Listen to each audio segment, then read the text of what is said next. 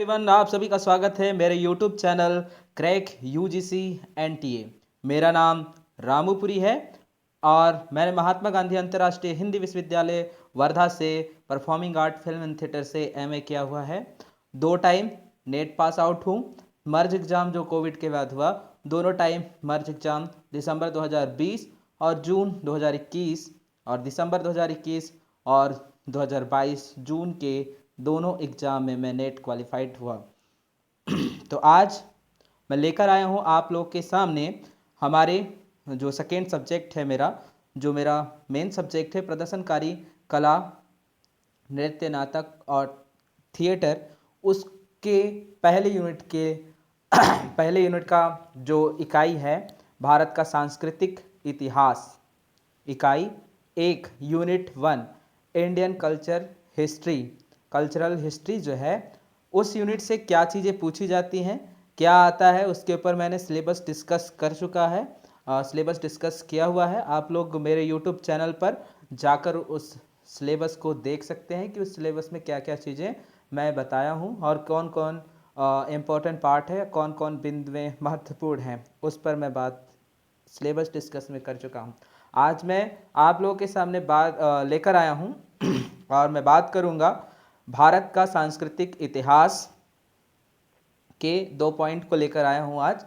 वो पॉइंट हैं, पहला पॉइंट हम लोगों का है प्रागैतिहासिक काल से 1200 ईसा सन तक भारत की संस्कृतियाँ, पहला पॉइंट। दूसरा पॉइंट है प्रागैतिहासिक काल से ईसा काल के आरंभ तक कला का क्रमिक विकास, जैसे कि गुफा चित्रकला और मूर्ति चित्रकला से प्रकट होते हैं। तो इन दोनों पॉइंट में सबसे ज़्यादा इम्पोर्टेंट जो पॉइंट है वो गुफा चित्रकला को लेकर है, क्योंकि अभी तक एनटीए जो यूजीसी का परीक्षा हुआ है उसमें इन दोनों पॉइंट में से बस गुफा चित्रकला के बारे में अधिकतर पूछा गया है। तो मैं आज एक छोटा सा इंट्रोडक्शन, प्रागैतिहासिक काल का परिचय बताते हुए उन गुफा चित्र कलाओं के बारे में आप सबके सामने बात करूंगा जो कि यूजीसी के पेपर में आया है। तो चलिए स्टार्ट करते हैं। तो ये है प्रागैतिहासिक काल है क्या और कैसे बना है, उसे समझ लेते हैं। वो प्रागैतिहासिक काल क्यों कहा जाता है इसे? तो प्रागैतिहासिक काल इसलिए कहा जाता है इसे क्योंकि यह प्राक धन इतिहास से मिलकर बना है, जिसका शाब्दिक अर्थ है इतिहास से पूर्व का युग। तो इतिहास जब आया ही नहीं था, तब से जब आदि मानव के काल का जो समय था उससे पूर्व का युग। तो आदि मानव जिस टाइम थे, इतिहास के पूर्व का युग हम प्रागैतिहासिक काल के रूप में जाना जाता है। तो प्रागैतिहासिक काल में क्या क्या हुआ, कैसे उसके कौन कौन से अंग हैं, उसके ऊपर बात करेंगे। तो भारत में प्रागैतिहासिक गुफाएं जिनकी चट्टानों पर चित्रकारी की हुई है, आदमबेटका जो मध्य प्रदेश, भीमबेटका महादेव उत्तरी कर्नाटक और आंध्र प्रदेश के क्षेत्रों में मिलती हैं। तो ये कहाँ कहाँ देखने को मिल रही हैं कला को लेकर? आदमबेटका, भीमबेटका, महादेव उत्तरी कर्नाटक और आंध्र प्रदेश के क्षेत्रों में देखने को मिलती है। हाथी, चीता, गैंडा और जंगली सुअर से चित्र, जंगली सुअर जो होते थे, पहले जानवरों के चित्र बनाए जाते थे शिकार करने के लिए। जब भी आदि मानव जाते थे तो कैसे शिकार करना है, क्या करना है, उसका पहले वो चित्रण कर लेते थे। इसके बाद वो शिकार के लिए जाते थे और शिकार करके आने के बाद भी वही चीज़ें वहाँ पे पेंट कर देते थे पत्थरों में। तो आदिम रंगमंच का जो उद्भव है इसी प्रकार से ही हुआ है और ये उसका मुख्य बिंदु है कि पहले जो कला का विकास हुआ वो कैसे विकास हुआ। तो यहाँ पे गुफा चित्रकला के बारे में बहुत सी चित्रकलाओं को लेकर मैं बात करूँगा। तो आप लोग प्लीज़, अगर आपको ये हेल्पफुल लगता है तो इस चैनल को आगे शेयर करें, सब्सक्राइब करें और जो प्रदर्शनकारी कला विभाग कला, नृत्य, डांस, ड्रामा से यूजीसी नेट की तैयारी करते हैं उन्हें भी इसे रेफर करें। तो आगे बात कर लेते हैं।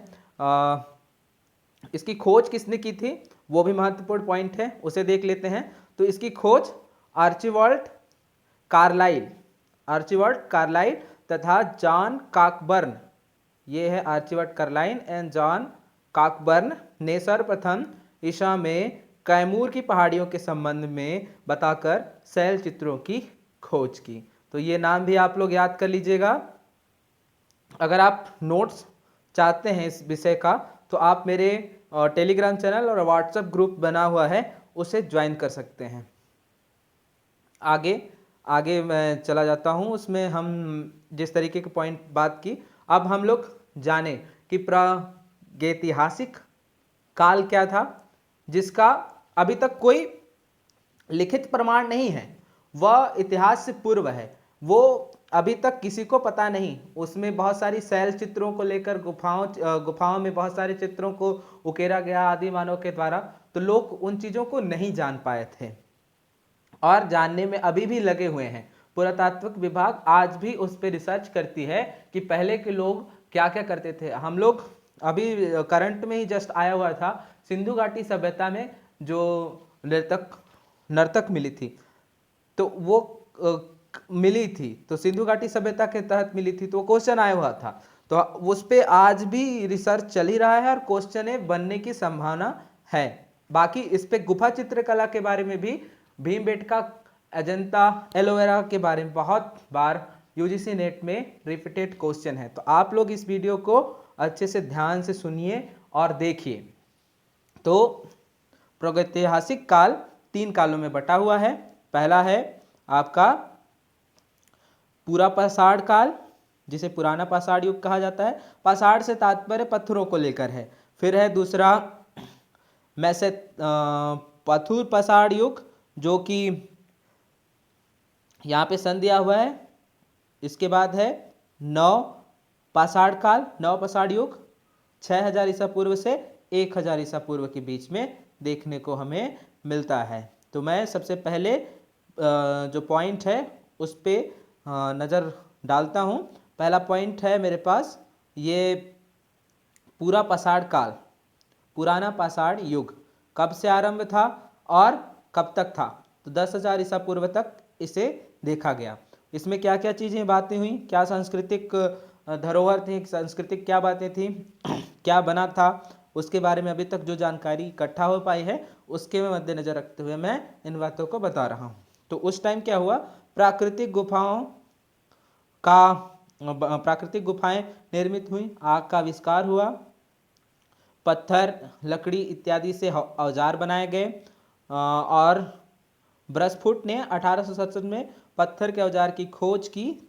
सबसे पहले ब्रसफुट करके एक पुरातात्विक आर्कोलॉजिस्ट थे, उन्होंने मद्रास के पास पल्लावरम नामक स्थान में सबसे पहले पत्थरों का औजार पाया। मध्य प्रदेश में मोरेना नामक स्थान से 25,000 ईसा पूर्व चित्र की खोज प्रोफेसर DS हरिकेश ने किया। तो ये भी देखने को हमें मिलता है, जो यह बताता है कि पुराना पाषाण युग से ये चीज़ें वहाँ पे थी। दूसरा पॉइंट पे चले जाते हैं। हमारा दूसरा पॉइंट है वो है पथुर पाषाण युग, मीसोलिथिक अवधि जिसे कहेंगे हम लोग। 10,000 ईसा पूर्व से 6,000 ईसा पूर्व तक यह था। और इसमें क्या हुआ, जो औजार बने हुए थे उनमें सुधार हुआ और उन्हें नए नए आकार दिए गए। कभी इस तरीके के आकार दिए गए थे जो चांद के तरीके से हो, और जो चीज़ें प्रकृति में व्याप्त थी उसी प्रकार की आकृतियाँ यहाँ पे दी गई थी। तो वो चीज़ें अगर वहाँ से मिल रही हैं तो वो उस युग को प्रदर्शित करती है। तो आप लोगों को समझ में आ रहा होगा जो मैं बता रहा हूँ। नेक्स्ट जो पॉइंट तीसरा, प्रागैतिहासिक काल का तीसरा जो काल था वो है नवपाषाण काल। नवपाषाण काल क्या था भाई, उसे जान लेते हैं। नवपाषाण काल 6,000 ईसा पूर्व से 1000 ईसा पूर्व तक रहा। और यहाँ पर सबसे पहले कृषि का कृषि आरंभ हो चुकी थी। गेहूँ, धान की खेती यहाँ से उत्पन्न हुई। फिर चित्रों का उद्देश्य क्या था, यहाँ पे थोड़ा भाव भूमिकाओं में विकास होने लगा। अब वो लोग जानने लगे, यहाँ पे भय वाले चित्र बनने लगे, जादू टोना वाले चित्र बनने लगे, विजय कोई जीत के आ रहा है उसके चित्र बनने लगी, स्मृतियों के रूप में भी चित्रों को चित्रकारी पत्थरों में की जाने लगी। इसके बाद यहाँ पे पहिया निर्मित हो चुका था, चाक बन गए थे, फसल काटने का औजार इत्यादि इस काल में निर्मित हुआ। तो काफी विकसित हो चुका था नवपाषाण युग तक हमारा मनुष्य समुदाय।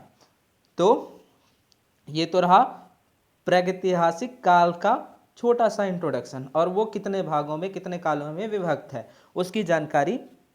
अब हम लोग देख लेते हैं मुख्य जो पॉइंट है सिलेबस में प्रागैतिहासिक काल की प्रमुख गुफाओं के बारे में। तो इससे क्वेश्चन बन के हमेशा आया हुआ है। तो मैंने अपने YouTube वीडियो में इन बातों को पहले भी बताया हुआ था कि कहाँ से क्या क्वेश्चन आता है।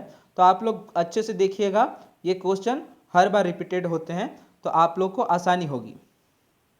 चलिए, तो पहला हम लोग मध्य प्रदेश से देखते हैं। मध्य प्रदेश में पंचमढ़ी एक स्थान है जहाँ पे DH गार्डन करके हैं। उन्होंने 1936 में 50 खो मतलब 50 ठो कह सकते हैं जो गुफा बनता है वो द्वार महादेव की पहाड़ियों में खोजा। किन्होंने? DH गार्डन ने। कितने सन? 1936 में। तो ये क्वेश्चन इस तरीके से आते नहीं हैं। फिलहाल हमें पता होना चाहिए कि पंचमढ़ी कहाँ पे स्थित है और क्या क्या चीज़ें वहाँ पर चित्रित हैं। जो कुछ पॉइंट है मैं लेकर आया हूँ। शहद एकत्रित करते हुए महिला का चित्र है, पुरुष का चित्र है, वाद्य यंत्र बजाते हुए घुड़सवारी करते हुए, संगीत का आनंद लेते हुए, 2 युगल का सबसे ज़्यादा वर्णित चित्र है पंचमढ़ी गुफा में। तो यह कहाँ स्थित है? मध्य प्रदेश में। तो UGC नेट क्या क्वेश्चन पूछते हैं? पंचमढ़ी, मान लीजिए कि जहाँ संगीत का आनंद लेते हुए 2 युगल किस गुफा में चित्रित किए गए हैं और कहाँ स्थित है, तो उसके बारे में हमें जानकारी होना चाहिए। पंचमढ़ी और कहाँ स्थित है? मध्य प्रदेश में। तो ये उस वहाँ का गुफा है। चित्र में आप अच्छे से देख लीजिए इसे कि कैसे गुफा है। 50 खो मतलब 50 उसके छेद होंगे, उसमें बहुत सारी चित्रकारियाँ अलग अलग प्रकार की देखी गई होंगी, देखी भी जा सकती हैं। आप लोग जाएं ज़रूर वहाँ पे अगर आपके पास समय हो तो। फिर मैं नेक्स्ट बात कर लेता हूँ। आदमगढ़ शैलाश्रय के नाम से यह गुफा प्रसिद्ध है और स्थान क्या है? होशंगाबाद, जो कि मध्य प्रदेश में ही है। खोज करने वाले का नाम था मनोरंजन घोष। 1922 में इन्होंने इसकी खोज की। तो इस तरीके का यहाँ पे जो चित्र देख रहे हैं आप, तो ये होशंगाबाद में स्थित है। अगर आपको मौका मिलता है तो आप जरूर जाइए। और यहाँ पे किन चित्रों का वर्णन दिखा गया है? जिराफ समूह एक साथ, उतने बड़े बड़े जो जानवर होते हैं जिराफ, उनका 4 धनुर्धारी को देखा गया, जंगली भैंसा, हाथी और बहुत सारे चित्रों को यहाँ पर आदिमानव के द्वारा और हमारे जो पूर्वज थे उनके द्वारा इंगित किया गया है। कला के विकास के रूप में हम इसे पढ़ लेते हैं। आगे वहीं का स्थान है मंदसौर करके नाम है। धमनार मंदिर एक स्थान है मंदसौर में, वहाँ मौर्य स्थान में 30 पहाड़ी गुफाओं को देखा गया है। तो हम लोग देखते हैं यहाँ पे चित्र, वहाँ पे बौद्ध धर्म को लेकर बौद्धिक चित्रों को देखा गया है। धमनासर करके है जो स्थान वहाँ पे। इसके बाद सबसे अधिक बार पूछे जाने वाला क्वेश्चन UGC नेट में परफॉर्मिंग आर्ट के तहत भीमबेटका है, जो सबसे ज़्यादा क्वेश्चन हर बार पूछा जाता है। इसके बारे में आपको अच्छे से पता होना चाहिए कि ये भीमबेटका कहाँ है, क्या और किन किन चित्रों को लेकर वर्णन किया गया है।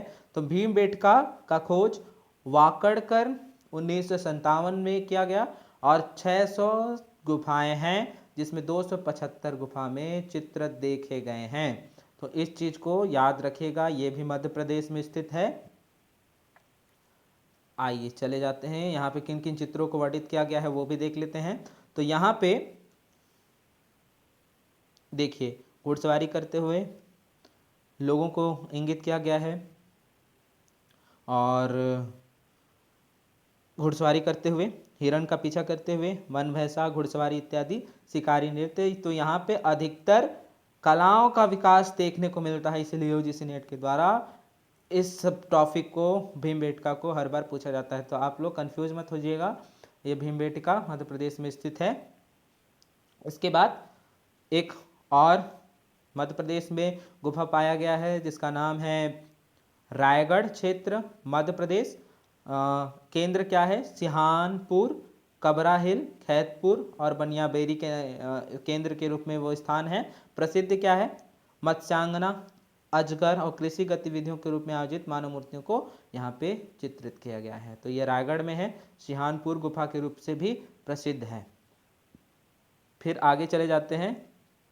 आगे मध्य प्रदेश में 7वां गुफा बाघ गुफा, मध्य प्रदेश के धार जिला में स्थित है, विंध्याचल में। विंध्याचल पर्वत है, दक्षिणी ढलान में ये गुफा पाया गया है। और इसमें स्त्री चित्र, पशु पक्षी, सामान्य जीव, बौद्ध धर्म के बारे में चित्रों का वर्णन देखने को हमें मिलता है।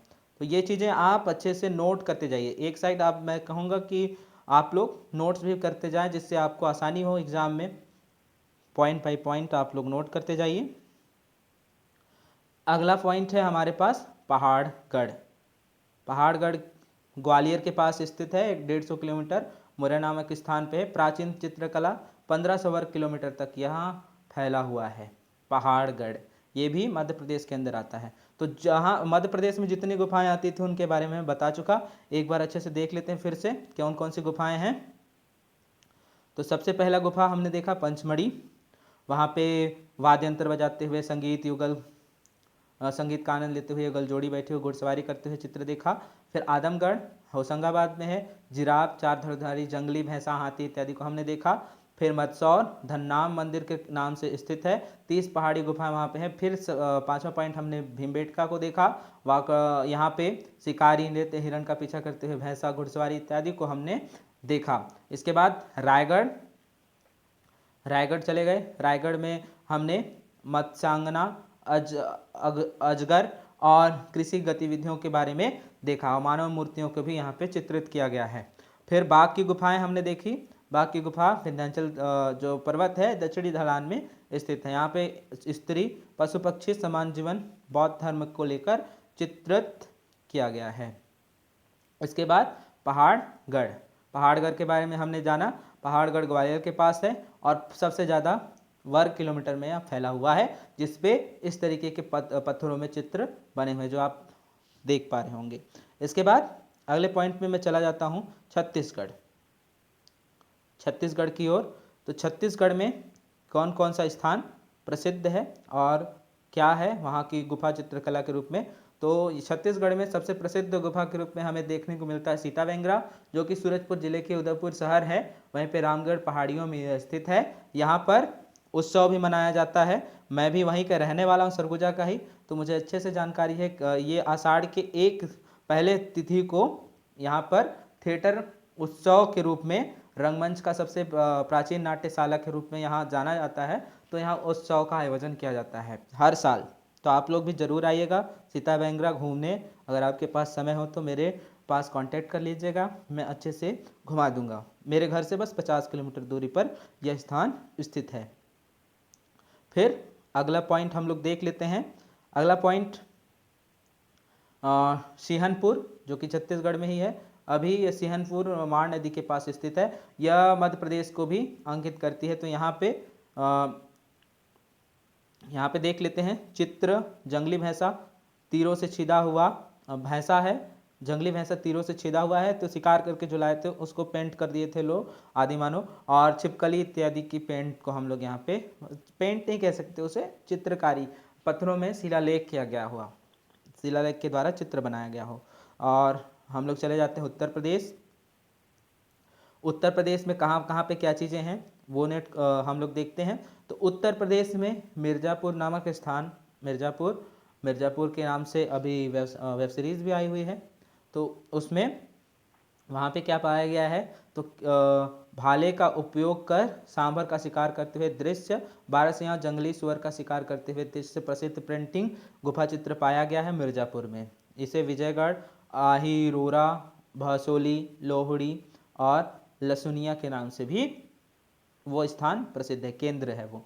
इसके बाद है गढ़वाल कुमाऊं क्षेत्र, स्व्यास उत्तराखंड नदी का क्षेत्र, जहाँ पे क्या पाया गया है, प्रसिद्ध पेंटिंग के रूप में प्रसिद्ध चित्रकारी, मनुष्यों को नृत्य करते हुए तथा मानव को चित्र को दर्शाया गया है यहाँ पे, ये देख पा रहे होंगे आप लोग। इसके बाद राजस्थान पे चले जाएंगे। राजस्थान में भी एक अलिनया करके नदी है और वहीं पे सीता जी के मंडप के नाम से एक प्रसिद्ध गुफा है जो कि कोटा से 22 किलोमीटर दूर है। फिर बिहार की ओर रुख करते हैं। बिहार में शाहाबाद करके नाम एक स्थान है, वहाँ पर बराबर और नागार्जुन की गुफाएं प्रसिद्ध हैं बिहार में। और हम लोग चले जाते हैं महाराष्ट्र में। महाराष्ट्र का नाम लेते ही हमें सबसे पहले अजंता और एलोरा, एलिफेंटा, 3 नाम याद आते हैं। तो अजंता की गुफाओं में अजंता की गुफा कहाँ है, औरंगाबाद जिले में स्थित है, जो बौद्ध धर्म शहाद्री बौद्ध धर्म का प्रतीक है। शहाद्री करके एक पहाड़ी है, वहाँ पे घोड़े के नाल के आकार में यह अजंता की गुफा निर्मित है, जहाँ पे जातक कथाएं भी हैं। 29 से 30 गुफाएं हैं यहाँ पे, जिसमें 24वां गुफा है अधूरा है और 10वें गुफा में जातक कथाओं को वर्णित किया गया है। वहाँ का जो 10वां गुफा है वहाँ पे जातक कथाओं, जो बौद्ध भिक्षुक जिस तरीके के मानते थे, बौद्ध के एक धर्म मानते थे, ईश्वर सत्ता क्या है, वो विचारों को लेकर यहाँ पे उस तरीके की कहानी वर्णित है। फिर 16वां जो गुफा है वहाँ पे अजंता में, वहाँ पे बुद्ध जी का उपदेश है। बुद्ध के उपदेश हमें 16वां गुफा अजंता में देखने को मिलता है। तो ये आप जो देख रहे हैं ये अजंता का गुफा है, ये वाले चित्र में आप लोग देख लीजिएगा। और जो लोग महाराष्ट्र में रहते हैं एक बार जरूर घूम के आइए। इसके बाद वहीं पर औरंगाबाद जिले में ही वेरुल पहाड़ियों में बौद्ध, जैन और हिंदू धर्म की गुफाएं एक साथ पाई गई हैं, जिसमें 1 से 12 गुफाएं बौद्ध धर्म को प्रदर्शित करती हैं। 13 से 29वां नंबर की गुफाएं हिंदू धर्म को प्रदर्शित करती है। 30 से 34 गुफाएं, जो 5 गुफाएं हैं वो जैन धर्म को प्रदर्शित करती हैं। वहाँ पे चित्रों को भी अवशेष प्राप्त होता है, मूर्तियां भी बनी हुई हैं। 16वां गुफा जो है कैलाश मंदिर वहाँ पे स्थित है। यह किस काल में निर्मित हुआ था, तो यह राष्ट्रकूट काल जो आया था उसमें ये एलोरा की गुफाओं का निर्माण हुआ था। एलोरा की गुफाओं को देख लीजिए आप, इस तरीके का वहाँ पर बना हुआ है। तो आप लोग ज़रूर एक बार विजिट करिए। मैं भी घूमने का पूरा प्लान बना चुका हूँ, अगर मौका मिलता है तो मैं भी इन क्षेत्रों पर घूम कर आऊँगा और देखूँगा जो चीज़ें बताई जाती हैं, कही जाती हैं, वो सत्य है या क्या है। तो एक प्रशिक्षण भी हो जाएगा, साथ में जिस तरीके की कला का विकास हम लोग मानते हैं वो भी क्लियर हो जाएगा मुझे। आगे की बात कर लेते हैं। और भी है एलिफेंटा। तो एलिफेंटा गुफा भी हमारा महाराष्ट्र मुंबई में जवाहरलाल नेहरू बंदरगाह कर स्थान है, वहीं से समीप है, जहाँ पे शिव की मूर्तियों के लिए फेमस है। अर्धनारीश्वरी, पंचमुखी मूर्तियाँ और बौद्ध गुफा भी यहाँ पर प्रसिद्ध हैं और पाई जाती हैं। तो ये भी याद रख लीजिएगा आप लोग। फिर आते हैं हम लोग उड़ीसा। तो उड़ीसा में प्रसिद्ध गुफा के रूप में उदयगिरी की गुफा है, जो आप चित्र में देख पा रहे होंगे। और एक प्रसिद्ध और स्थान है सूर्य मंदिर कोणार्क। तो आप लोग अगर क्वेश्चन में इस तरीके का क्वेश्चन आता है यूजीसी नेट के द्वारा, तो आप अच्छे से इसे टिक कर सकते हैं, अच्छे से सॉल्व कर सकते हैं। कुछ और गुफाएं हैं, जैसे कान्हेरी गुफा मुंबई के बोरीवली में स्थित है। वातापी बादामी गुफा कर्नाटक में स्थित है। फिर खपरा खपड़ी करके जो एक खोड़िया गुफा है वो जूनागढ़ में स्थित है। दक्षिण भारत में भी कुछ गुफाएं पाई गई हैं, जैसे कुरनूल, बेटम चारला, मुरला। तो दक्षिण भारत की गुफाएं आंध्र प्रदेश, कर्नाटक, केरल क्षेत्रों में देखने को हमें मिलता है। प्रसिद्ध पेंटिंग के रूप में लंबे सिंग और लंबे चोंच वाले दौड़ते हुए जानवर का चित्र प्रसिद्ध है। इसके बाद करंट में अभी जो क्वेश्चन आया था, सिंधु घाटी सभ्यता, जो अभी 2022 जून का जो मर्ज एग्जाम हुआ 2021 दिसंबर और 2022 जून का एग्जाम हुआ, उसमें सिंधु घाटी सभ्यता को लेकर क्वेश्चन बना हुआ था कि नर्तक करती हुई महिला का चित्र, महिला का मूर्ति कहाँ पे पाया गया। तो ये सिंधु घाटी सभ्यता जो है वहाँ पे ये पाया गया है। सिंधु घाटी सभ्यता के बारे में भी थोड़ा जान लेते हैं क्या है। सिंधु घाटी सभ्यता में कला व शिल्प काफ़ी विकसित था। कई स्थानों में से उत्तम कलाकृतियों को प्राप्त हुई हैं। सिंधु घाटी सभ्यता में बर्तन का निर्माण, मूर्तियों का निर्माण, मुद्रा का निर्माण इत्यादि प्रमुख शिल्प थे। ठीक, वहाँ पे बर्तन बनाए गए, बर्तनों का निर्माण देखा गया है, मूर्तियों का निर्माण है, मुद्राओं इत्यादि का भी निर्माण देखा गया है। सिंधु घाटी की सभ्यता में कांस्य कलाकृतियाँ, तो कांस्य की भी कलाकृतियाँ देखने को मिलती हैं। मृण मूर्तियाँ, मन के वस्तुएं व मोहरें प्राप्त हुई हैं। तो ये थी वो नर्तक जो कि क्वेश्चन में यूजीसी नेट परफॉर्मिंग आर्ट, नृत्य, ड्रामा और थिएटर के पहले यूनिट से आया हुआ था। तो आप लोग मेरे यूट्यूब चैनल पे बने रहिए डेली। सभी का थैंक यू इतना सुनने के लिए, देखने के लिए, और लाइक शेयर सब्सक्राइब कर दीजिए। मुझे भी अच्छा लगेगा कि मैं आप लोगों के सामने कंटेंट बना के ला रहा हूँ। मैं भी जब तैयारी कर रहा था तो मेरे पास इस तरीके की कोई सुविधा नहीं थी। मैं यूट्यूब और गूगल बहुत सारा सर्च करने के बाद इन चीज़ों को जान पाया हूँ। और आज अभी भी मैं देखा हूँ कि यूट्यूब में हमारे चैनल को लेकर पढ़ाने वाले लोग बहुत कम हैं और बच्चों की भी संख्या बहुत कम रहती है, इसीलिए लोग इस पर ध्यान नहीं दे पाते। तो अगर आप लोगों को मेरा वीडियो अच्छा लगा होगा तो लाइक शेयर और सब्सक्राइब कर लीजिएगा और आने वाले वीडियो को लगातार देखते रहिए। 20 दिन बचा हुआ है टोटल, और 20 दिन में मैं हो सकेगा तो पूरी यूनिट को एक बार रिवाइज करवा दूंगा, अच्छे से पढ़ा दूंगा। फिर आप लोग वीडियो देख कर रिवाइज करते रहिएगा। बहुत बहुत थैंक यू वीडियो में बने रहने के लिए।